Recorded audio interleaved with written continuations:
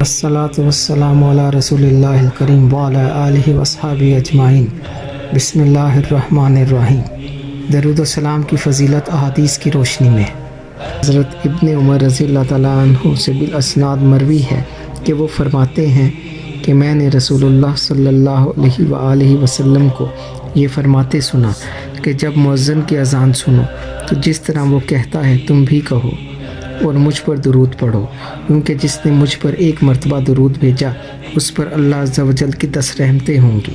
پھر میرے لیے وسیلہ کی دعا مانگو، کیونکہ یہ جنت میں ایک درجہ ہے جو صرف بندگان خدا میں سے کسی ایک کو حاصل ہوگا۔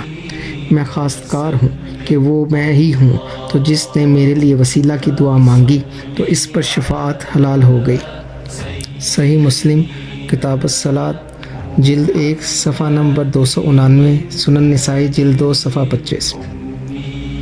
حضرت انس بن مالک رضی اللہ تعالیٰ عنہ سے مروی ہے کہ نبی کریم صلی اللہ علیہ وآلہ وسلم نے فرمایا، جس نے مجھ پر ایک مرتبہ درود بھیجا اللہ عز و جل اس پر 10 رحمتیں فرمائے گا اور اس سے 10 گنا محو کر کے اسے 10 درجے بلند کرے گا۔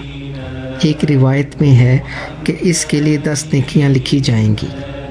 مستدرک کتاب الدعا جلد 1 صفحہ 550، سنن نسائی کتاب الصلاۃ علی النبی جلد 3 صفحہ 50۔ حضرت انس رضی اللہ تعالیٰ عنہ سے مروی ہے کہ نبی کریم صلی اللہ علیہ وآلہ وسلم نے فرمایا، جبرائیل علیہ السلام نے مجھے خبر دی کہ جس نے آپ صلی اللہ علیہ وآلہ وسلم پر ایک مرتبہ درود بھیجا اللہ عز و جل اس پر 10 رحمتیں فرمائے گا اور 10 درجے اس بلند کرے گا۔ تفسیر درج منصور جلد 6 صفحہ 651۔ اور ایک روایت عبد الرحمن بن عوف رضی اللہ تعالیٰ عنہ سے مروی ہے کہ حضور صلی اللہ علیہ وآلہ وسلم نے فرمایا، جبرائیل علیہ السلام نے مجھ سے ملاقات کر کے کہا، میں آپ صلی اللہ علیہ وآلہ وسلم کو بشارت دیتا ہوں کہ اللہ عز و جل فرماتا ہے کہ جس نے آپ صلی اللہ علیہ وآلہ وسلم پر سلام پیش کیا میں اس پر سلامتی نازل کروں گا، اور جس نے ایک مرتبہ آپ صلی اللہ علیہ وآلہ وسلم پر درود بھیجا میں اس پر اتنی ہی رحمت نازل کروں گا۔ مستدرک کتاب الدعا جلد 1 صفحہ 550۔ اسی طرح حضرت ابو ہریرہ رضی اللہ تعالیٰ عنہ، مالک بن اوس بن حسان، عبداللہ بن ابی طلحہ، زید بن حباب رضوان اللہ تعالیٰ اجمعین کی روایت میں ہے کہ نبی کریم صلی اللہ علیہ وآلہ وسلم فرماتے ہیں کہ جس نے کہا، اللہم صلی علی محمد وانزلہ المنزل المقرب عندک یوم القیامہ، اس کے لیے میری شفاعت واجب ہو گئی۔ تفسیر در منصور جلد 6 صفحہ 654۔ حضرت ابن مسعود رضی اللہ تعالیٰ عنہ سے مروی ہے کہ بروز قیامت میرے نزدیک لوگوں میں سب سے بہتر وہ شخص ہوگا جس نے مجھ پر بکثرت درود بھیجا۔ حضرت ابو ہریرہ رضی اللہ تعالیٰ عنہ سے مروی ہے کہ حضور صلی اللہ علیہ وآلہ وسلم فرماتے ہیں کہ جس نے کتاب میں مجھ پر درود لکھا، جب تک اس کتاب میں میرا نام رہے گا برابر فرشتے اس کے لکھنے والے کے لیے استغفار کرتے رہیں گے۔ طبرانی اوسط بحوالہ مجمع الزوائد جلد 1 صفحہ 136۔ حضرت عامر بن ربیعہ رضی اللہ تعالیٰ عنہ سے مروی ہے کہ میں نے نبی کریم صلی اللہ علیہ وآلہ وسلم کو فرماتے سنا کہ جس نے مجھ پر درود بھیجا تو فرشتے اس پر اس وقت تک طالب رحمت رہتے ہیں جب تک وہ مجھ پر درود بھیجتا رہتا ہے، اب چاہے بندہ کم بھیجے یا زیادہ۔ سنن ابن ماجہ جلد 1 صفحہ 294، مسند امام احمد جلد 3 صفحہ 445۔ حضرت ابی بن کعب رضی اللہ تعالیٰ عنہ سے مروی ہے کہ رسول اللہ صلی اللہ علیہ وآلہ وسلم کی عادت کریمہ تھی کہ جب چوتھائی رات گزر جاتی تو کھڑے ہو کر فرماتے، اے لوگو ذکر الہی کرو، فتنہ و فساد کا وقت آ گیا اور اس کے پیچھے علامات قیامت ظاہر ہو گئیں، موت اپنی تکلیفوں کے ساتھ آ گئی۔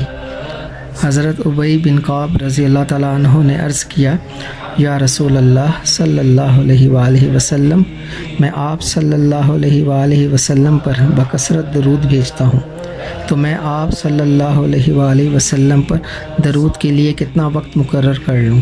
فرمایا جتنا تم چاہو۔ عرض کیا چوتھائی؟ فرمایا جتنا چاہو، اگر تم اس سے زیادہ کرو تو وہ بہتر ہے۔ عرض کیا تہائی؟ فرمایا جتنا چاہو، اگر اس سے زیادہ کرو تو وہ بہتر ہے۔ عرض کیا دو تہائی؟ فرمایا جتنا چاہو، اگر اس سے زیادہ کرو تو وہ بہتر ہے۔ عرض کیا یا رسول اللہ صلی اللہ علیہ وآلہ وسلم، میں اپنا تمام وقت آپ صلی اللہ علیہ وآلہ وسلم پر درود بھیجنے کے لیے وقف کرتا ہوں۔ فرمایا اس وقت تمہیں کفایت کرے گا اور تمہارے گناہ معاف ہو جائیں گے۔ حضرت ابو طلحہ رضی اللہ تعالیٰ عنہ سے مروی ہے کہ میں نبی کریم صلی اللہ علیہ وآلہ وسلم کی بارگاہ میں حاضر ہوا تو میں نے آپ صلی اللہ علیہ وآلہ وسلم کے چہرہ انور پر ایسی رونق و بشاشت دیکھی کہ اس سے پہلے کبھی نہ دیکھی تھی۔ میں نے حضور پاک صلی اللہ علیہ وآلہ وسلم سے استفسار کیا تو فرمایا مجھے ایسی مسرت سے کون روک سکتا ہے؟ بے شک ابھی ابھی جبریل علیہ السلام حاضر ہوئے اور وہ میرے رب عز و جل کی طرف سے خوشخبری لائے۔ کہا کہ اللہ عز و جل نے آپ صلی اللہ علیہ وآلہ وسلم کی طرف مجھے بھیجا ہے کہ میں آپ صلی اللہ علیہ وآلہ وسلم کو بشارت دوں کہ آپ صلی اللہ علیہ وآلہ وسلم کی امت میں سے ہر وہ شخص جو آپ صلی اللہ علیہ وآلہ وسلم پر درود بھیجے اس پر اللہ عز و جل اور اس کے فرشتے 10 گنا رحمت فرمائیں گے۔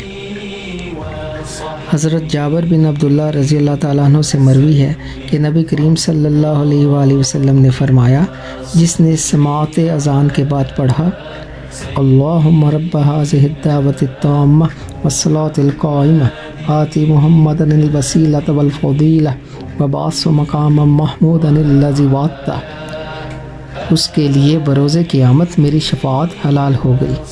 سنن نسائی باب الفضل فی الصلاۃ علی النبی جلد 3 صفحہ 50، ابن حبان جلد 2 صفحہ 134۔ حضرت سعد بن وقاص رضی اللہ تعالیٰ عنہ سے مروی جس نے سماعت اذان کے بعد کہا وَأَنَا أَشْهَدُ أَن لَا إِلَٰهَ إِلَّا اللَّهُ وَحْدَهُ لَا شَرِيكَ وَأَنَّ مُحَمَّدًا عَبْدُهُ وَرَسُولُهُ وَرَضِيتُ بِاللَّهِ رَبًّا وَبِمُحَمَّدٍ رَسُولًا وَبِالْإِسْلَامِ دِينًا، اس کے گناہ بخش دیے جائیں گے۔ صحیح مسلم کتاب الصلاۃ جلد 1 صفحہ 290۔ حضرت ابن وہب رضی اللہ تعالیٰ عنہ روایت کرتے ہیں کہ نبی کریم صلی اللہ علیہ وآلہ وسلم نے فرمایا جس نے 10 مرتبہ مجھ پر سلام عرض کیا تو گویا اس نے ایک غلام آزاد کیا۔ الترغیب والترہیب۔ بعض حدیثوں میں مروی ہے کہ میری بارگاہ میں کچھ ایسے لوگ پیش ہوں گے کہ میں انہیں کثرت درود کی بنا پر جو انہوں نے مجھ پر پڑھا پہچان لوں گا۔ کشف الغمہ۔ ایک اور روایت میں ہے کہ بروز قیامت اس کی سختیوں اور اس کی شدتوں سے نجات پانے والا تم میں سے وہی ہوگا جس نے مجھ پر بکثرت درود بھیجا ہوگا۔ تفسیر در منصور جلد 6 صفحہ 653، سورہ الاحزاب آیت 56۔ سیدنا ابو بکر صدیق رضی اللہ تعالیٰ عنہ سے مروی کہ نبی کریم صلی اللہ علیہ وآلہ وسلم پر درود بھیجنے سے گناہ اس طرح مٹ جاتے ہیں جس طرح ٹھنڈے پانی سے پیاس یا آگ بجھتی ہے، اور آپ صلی اللہ علیہ وسلم پر درود بھیجنا غلام آزاد کرنے سے زیادہ افضل ہے۔ صلوات اللہ تعالی وسلامہ۔ تفسیر در منصور جلد 6 صفحہ 653، سورہ الاحزاب آیت 56۔